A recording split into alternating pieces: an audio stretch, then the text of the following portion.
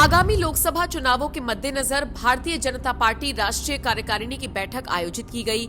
इस high level बैठक में तमाम राज्यों के मुख्यमंत्री और कई केंद्रीय मंत्री शामिल रहे। इस दौरान पीएम मोदी ने सभी पदाधिकारियों को संबोधित किया।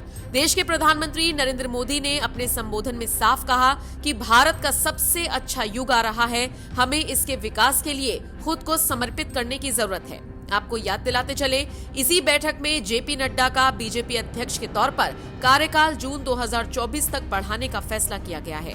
अभी भारतीय जनता पार्टी की राष्ट्रीय कार्य समिति ने सर्वानुमत से एक फैसला लिया है कि श्री जगत प्रकाश नड्डा जी का कार्यकाल जून 2024 तक बढ़ाया जाएगा।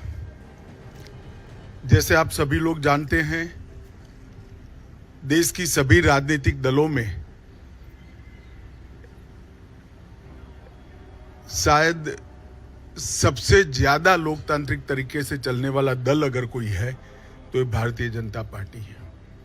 जनसंघ की स्थापना से लेकर आज तक भारतीय जनता पार्टी में हमेशा बूथ से लेकर राष्ट्रीय अध्यक्ष तक के हमारे चुनाव समय समय पर हमारे संविधान के अनुकूल होते रहे और पूरी लोकतांत्रिक पद्धति से चुनाव के अधिकारियों की नियुक्ति होती है, मतदाता सूची बनती है और फिर चुनाव का शुरुआत होता है।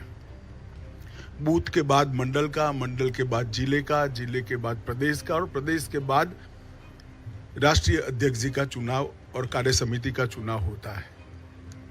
परंतु ये वर्ष सदस्यता अभियान का भी वर्ष है और हर साल हम चुनाव के पहले नई सदस्यता करते हैं।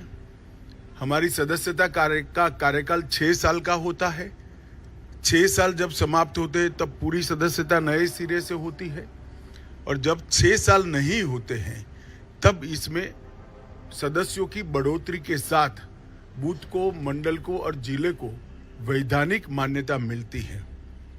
कोविड की महामारी के कारण ये सदस्यता का हमारा अभियान समय पर हो नहीं पाया और जब सदस्यता नहीं होती है, बूथ से राष्ट्रीय अध्यक्ष तक के बाकी के चुनाव नहीं होते हैं, तब राष्ट्रीय अध्यक्ष चुनना संवैधानिक रूप से संभव ही नहीं है। कई बार भूतकाल में भी इस प्रकार के अलग अलग मौकों के कारण राष्ट्रीय अध्यक्ष के कार्यकाल को एक्सटेंशन दिया गया।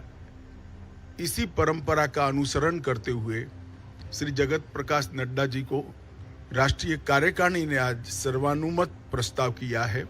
श्री राजनाथ सिंह जी ने इस प्रस्ताव को रखा और सभी भारतीय जनता पार्टी के सदस्यों ने इसको सहर्ष हर्ष ध्वनि के साथ सर्वानुमत से स्वीकार किया है कि जगत प्रकाश नड्डा जी को जून 2024 तक भारतीय जनता पार्टी के अध्यक्ष के रूप में इनके कार्यकाल को बढ़ोतरी की जाए। इस बैठक को लेकर पहले से ही कई तरह के कयास लगाए जा रहे थे। कयास पीएम मोदी के संबोधन को लेकर थे। कहा जा रहा था कि बैठक में पीएम मुसलमानों को लेकर बात कर सकते हैं और इसको लेकर चर्चा भी हो सकती है। हुआ भी ऐसा ही। ये कयास सही साबित हुए। एक तरफ बैठक चल रही थी और इस बैठक में पीएम मोदी ने मुसलमानों को लेकर अपनी बात रखी। हालांकि इस बैठक से इतर जानी मानी पत्रकार रूबिका लियाकत ने भी अपनी बात रखी और ट्वीट किया। रूबिका लियाकत ने ट्वीट करते हुए लिखा, राष्ट्रीय कार्यकारिणी में पीएम मोदी की बीजेपी नेताओं को सीख, पसमानदा बोहरा मुसलमानों से जुड़े, वोटों के लिए नहीं समाज की बेहतरी के लिए उनसे मिले, गलत बयानबाजी से बचें। मेरे सूत्र बताते हैं कि पीएम का टारगेट सेट है सामाजिक न्याय। रूबिका के ट्वीट पर कई सोशल मीडिया यूजर्स ने भी अपनी सहमति दर्ज कराई और उनका समर्थन किया। रूबिका के ट्वीट की तरह पीएम मोदी का मकसद भी साफ होता हुआ दिख रहा है। दरअसल पीएम मोदी ने इस बैठक को संबोधित करते हुए 2 टूक कह दिया कि गलत बयानबाजी से जरूर बचें। प्रधानमंत्री मोदी ने भाजपा नेताओं को नसीहत देते हुए कहा कि मुस्लिम समाज के बारे में गलत बयानबाजी ना करें। कई के बयान अमर्यादित होते हैं, ऐसा नहीं करना चाहिए। किसी भी जाति संप्रदाय के खिलाफ बयान नहीं होना चाहिए। उन्होंने कार्यकर्ताओं से अपील की कि उन्हें पासमानदा मुस्लिमों और बोहरा समुदाय से मिलना चाहिए। इसके अलावा उन्हें पढ़े लिखे और प्रोफेशनल मुस्लिमों से भी बात करनी चाहिए। इसके बदले उनसे वोट की अपेक्षा नहीं की जानी चाहिए।